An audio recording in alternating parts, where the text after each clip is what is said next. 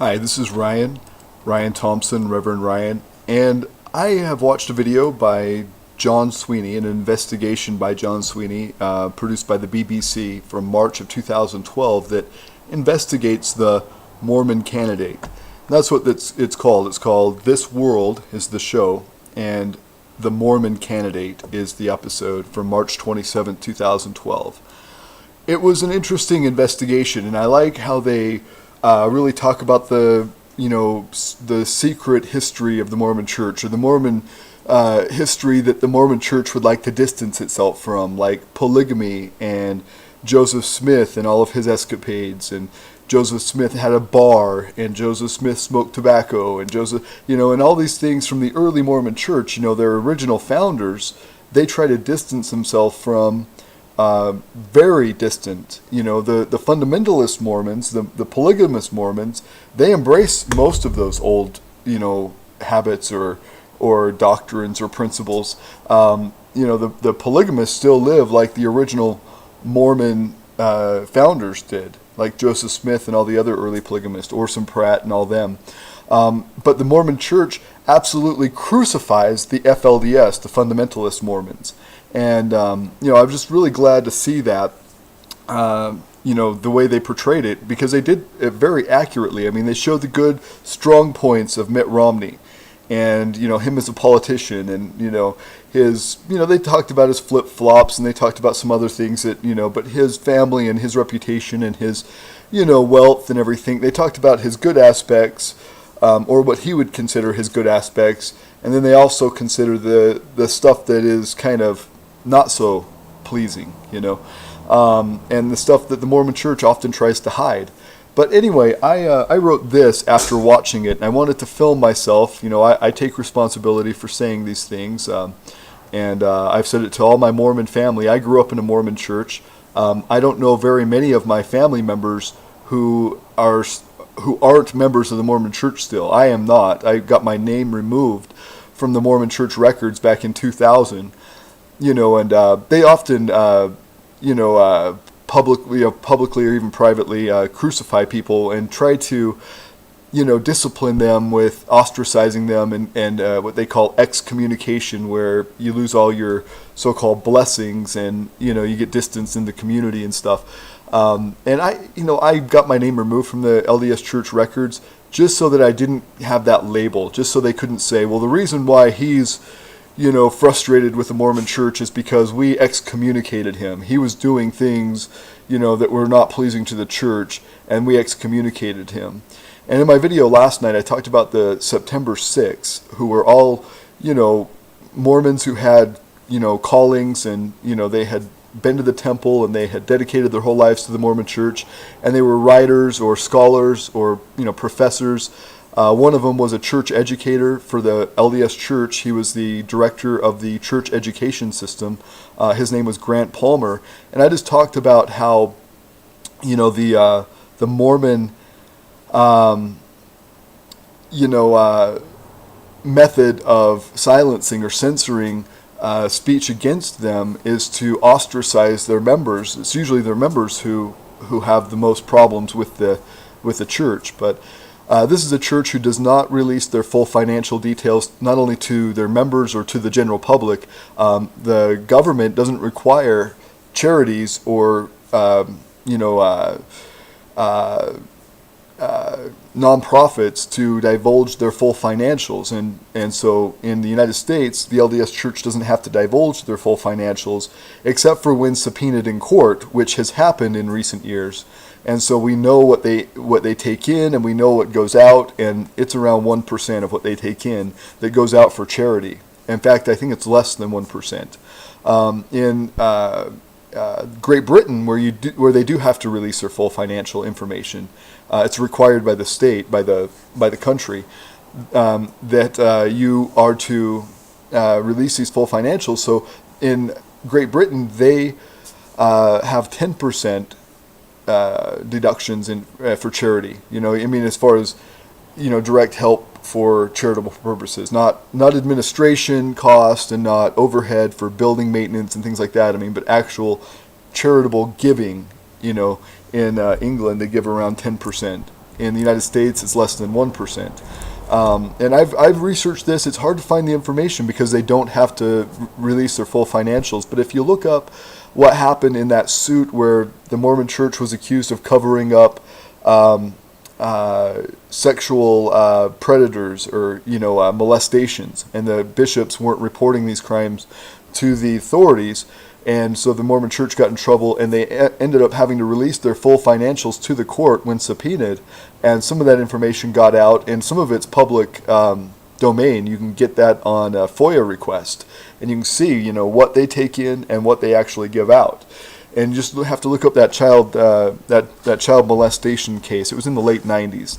So, but yeah, they have slowly stopped giving. I mean, they used to give a lot more 100 years ago. Now they give a lot less. And now they're building giant malls and big plazas in downtown Salt Lake, and curtailing traffic around Main Street, where they bought property and built a reflecting pool. Right before the Capitol, right in the middle of town, they built a reflecting pool on top of where Main Street used to be, and then made it a private area so people couldn't have free speech. They couldn't walk through this reflecting pool plaza, without being censored. Maybe their shirt had something offensive on it. Maybe they were smoking a cigarette, or anything you would normally do in a public park. The Mormon Church reneged on their public easement and then started arresting people after buying Main Street and agreeing to a public easement. They reneged on their public easement and started arresting people, and they got away with it. Anyway, end of the story is that you can't do what you would normally be able to do in public on that part of Main Street in Salt Lake City.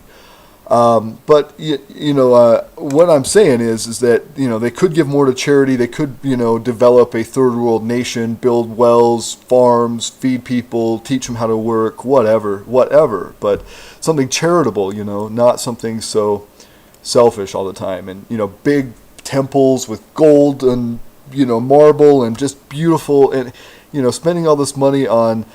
They're supposed to be a nonprofit. They're supposed to be charity, but they, and they don't pay taxes, on their income and stuff like the rest of us do. The Mormon Church doesn't. So, they get a lot of breaks, and they, I think that it's crossing some boundaries for me.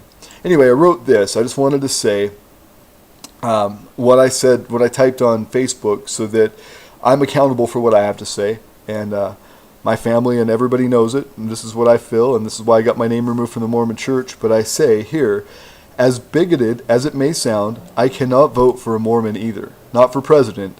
It would be difficult for me to support such a representative of such a corporation as the Mormon Church. For me, knowing that the LDS Church gives less than 1% of their income to charity, after all of their boasting of how charitable they are and how their church can be so dogmatic about prohibition of some things, but are so free to and do embrace more dangerous activities and substances. Knowing how in Mormonism you are required to be either absolutely sold out for the Church of Jesus Christ of Latter-day Saint, and if not, then you are subtly ostracized until you fall into line like the rest of your brethren. Devoting so strongly to such an organization without even considering the history and the science of it all makes me doubt the competence of anyone like Mitt Romney, or even seemingly smart people like Stephen Covey. I mean, wow, they are intelligent and wealthy. However, isn't drama, acting, and make-believe at the center of our Hollywood-like culture in the USA?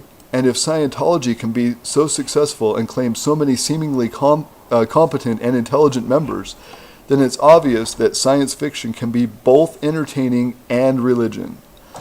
But that insincerity is what disqualifies any of these folks from holding office, or at least from getting my vote.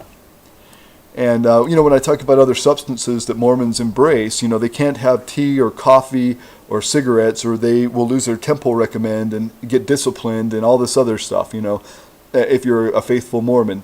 You will get, put in your place, basically. But you can embrace caffeine, pop, like Pepsi, Coke, and others, Mountain Dew.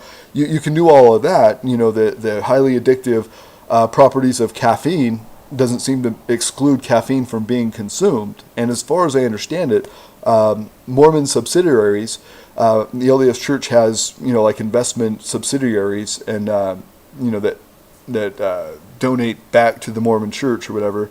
But these people, these investment groups, own like parts of Pepsi and other soft drink companies. I think it might be the Pepsi bottling company and so on and so forth. But so then Mormons are able to enjoy addictive substances that are bad for you and rot your teeth and take the bone marrow out of your bones and really destroy you in a lot of ways. And I'm guilty. What can I say? I grew up in Utah. I drank a lot of Pepsi.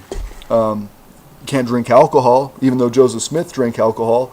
Had a bar in the Nauvoo mansion. When Joseph Smith was the original prophet of the Mormon Church, he had a bar in Nauvoo, and he got the first liquor license as mayor of Nauvoo. He got the first liquor license in the town and sold alcohol. Actually, Porter Orrin Rockwell, his bartender, sold alcohol, and his wife made him shut it down. But he got it all fired up and drank right before he died. Had a bottle of wine and some tobacco delivered to him in Carthage jail right before he was killed by the firings, by the mob or whatever.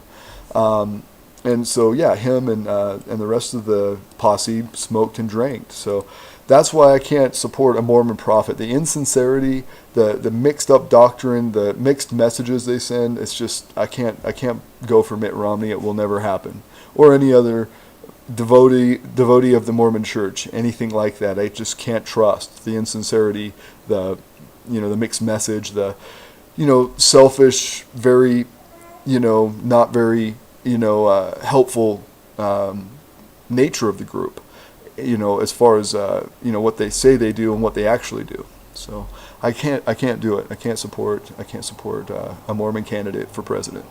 Peace.